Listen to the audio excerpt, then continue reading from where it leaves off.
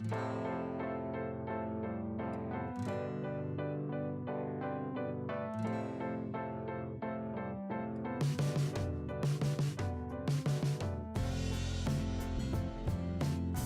the core of every pollutant release and transfer register, or PRTR, are the data that facilities report on the quantities of listed chemicals that they release into the environment or transfer off-site. High-quality data are essential for the PRTR to support policy making and to provide reliable information to the public, government, and other stakeholders. PRTR data must be accurate, consistent, and transparent, as it is needed for analysis to compare releases among facilities or countries, or to prepare national inventory such as for international conventions. To maximize the quality of data collected, PRTR programs need to provide guidance to facilities on how to select the best methods for estimating release and transfer quantities, and these methods are referred as release estimation techniques.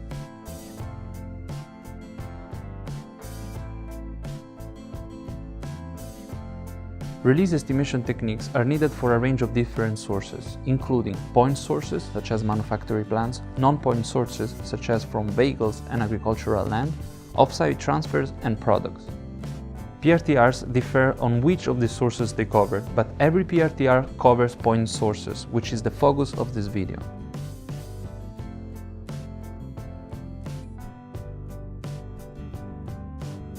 To estimate releases, facilities start by identifying which chemicals are on site and where their releases occur. For each release identified, the facility will select then the most suitable release estimation technique. Release estimation techniques for point sources can be divided into 4 categories: monitoring, mass balance, emission factors, and engineering estimates. These same techniques can also be used to estimate the quantity of chemicals transferred off-site. In this video, we will describe each technique, but let's start now with monitoring.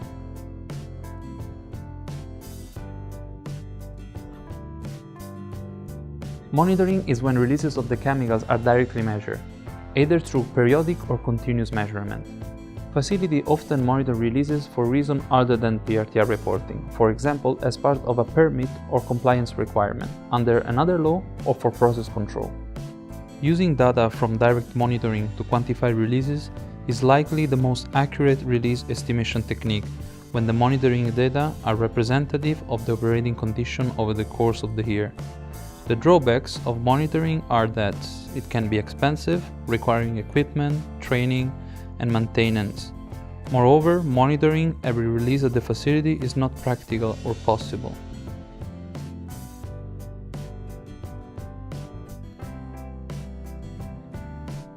Next is the mass balance method.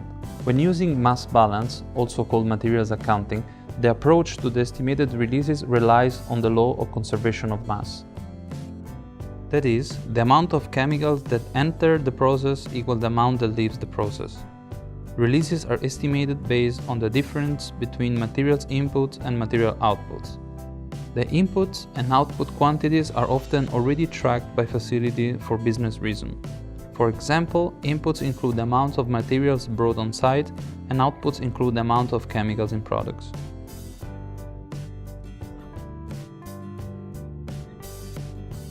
Mass balance is a flexible method to estimate releases that, in theory, is possible to apply to nearly every release.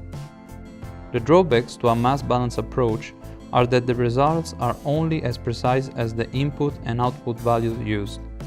Small errors or uncertainties in inputs or output quantities can make a big difference in the releases estimated.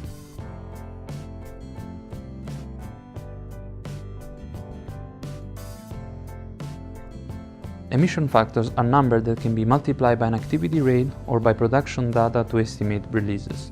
Emission factors are usually expressed as the weight of chemicals released divided by the production metric. For example, kilograms of lead released per ton of coal combusted. In cases where the appropriate published emission factor is available, emission factors are quick and easy to use and can be fairly accurate. Emission factors differ depending on the type of chemical, process, and equipment used.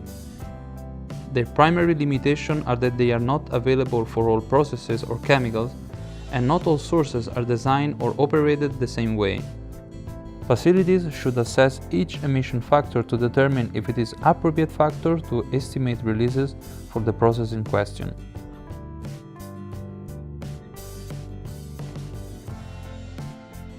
Engineering estimates are methods to estimate releases that rely on the estimator's knowledge of the facility operation. Common types of engineering calculation or judgments include use of equipment specification, such as removal rate or efficiency. For example, if a bag house is designed to remove 99% of particulates from an airstream, then 1% will be released to air. Also, physical, chemical, and equilibrium properties of chemicals can be used to estimate releases from a process where those properties are known. Often, engineering estimates are the only way to estimate certain small releases, because measurement may be difficult and mass balances too uncertain. While engineering judgment methods have the potential for errors and inconsistencies, they provide a practical method to develop release estimates quickly and inexpensively.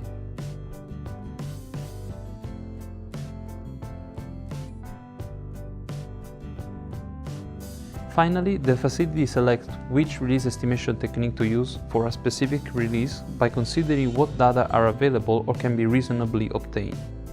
It has to be noted that facilities will need to find a balance between maximizing the accuracy of the release estimate while minimizing staff efforts and cost. Often, engineering judgment methods are used initially to provide estimates in the first 1 or 2 years that facility reports to a PRTR. Over time, the facility may build on those initial calculations to gather additional information and develop methods with improved accuracy. Thanks for watching the module on release estimation technique. To learn more, please visit UNITAR PRTR platform.